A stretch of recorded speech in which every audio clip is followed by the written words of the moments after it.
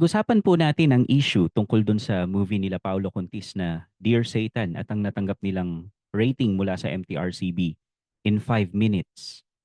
Marami pong mga Christians ang nanawagan na iba ng movie ni Paolo Contis na Dear Satan dahil sa unscriptural at demonic na presentation nito kay Satanas. Sa isang banda, matutuwa po ang mga church leaders dahil dun sa pagpapakita ng discernment ng members nila dun sa pag-alma dun sa movie na yon. Pero gaano ba talaga ka-discerning ang Christians nowadays pagdating sa mga pinapanood nila?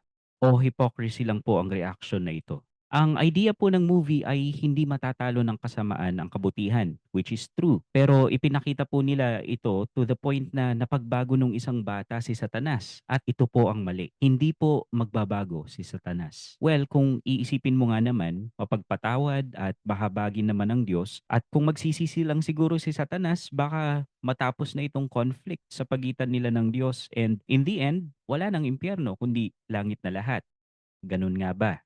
Kilala po natin siya sa tawag na Satan, pero di niya po talaga proper name yan. Ang ibig pong sabihin yan ay the adversary or the enemy. So nature po niya ang maging kaaway o kalaban ng anumang mabuting ginawa ng Diyos. Sa tawag pa lang po sa kanya, malabo nang maging kakampi siya ng Diyos. Pero hindi po yan ang dahilan kaya ako nasabing imposible nang magbago pa si Satanas. Doon po sa Revelations 20 verse 10, mababasa po na in the future, itatapon si Satan sa impyerno. Diyos na po ang nagsabi sa scriptures na hindi magbabago si Satanas. So sino po ang paniniwalaan natin? Ang salita ba ng Diyos o ang kasinungalingan ni Satanas? Mula pa man po sa Garden of Eden, tinutulak na ni Satanas ang mga tao na pagdudahan ng sinasabi ng Diyos. Yung favorite line nga po niya, di ba? Sinabi ba talaga ng Diyos? So nasa atin po kung paniniwalaan natin ay yung sinasabi ni Satanas o ang sinasabi ng Diyos. At sana piliin po nating paniwalaan ang Diyos at hindi yung kasinungalingan ni Satanas. Napakabilis pong mag-react at ma-offend ng marami kasi title pa lang, kokontrahin mo na talaga.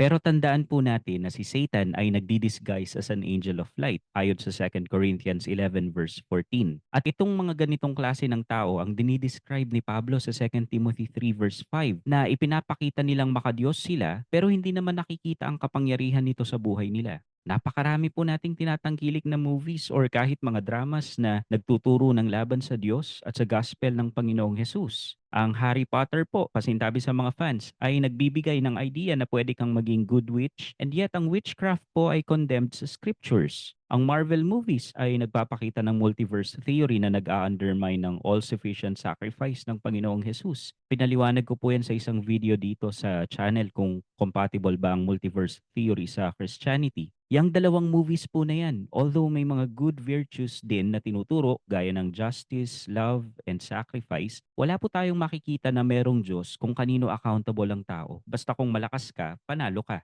And andyan pa po yung ibang mga palabas na nagpo-promote ng greed, violence, immorality, homosexuality, pagsuway sa mga magulang, pagiging makamundo, at iba pa. Ito po bang mga ito pinapaban natin? O proud pa tayong pinopost sa social media na napanood natin sila at highly recommended natin? Mas maraming movies po ang nagpo-promote ng worldly system at works of the flesh kesa sa fruit of the Holy Spirit. At kahit man lang sana yung Beatitudes, pero wala, konti talaga. Kaya po sa mga nanawagan pong iban ang movie ni Paolo Contis, sana po consistent tayo sa panawagan natin. Hindi lang po pelikula ni Paolo Contis ang nagtuturo ng mali o masama. Hindi ko po sinasabing wag na kayong manood ng mga ganyang palabas. Ako po nanonood ng mga ganyan pero nagagamit ko para maturuan ng iba kung anong problema sa mga ito. Kung panonoorin nyo man po yung mga ganyang klase ng palabas, gaya ng sinabi ni Pablo, ano man ang ginagawa natin, kumakain man tayo o umiinom o nanonood ng Netflix, gawin po natin yan para sa kalwalhatian ng Panginoon.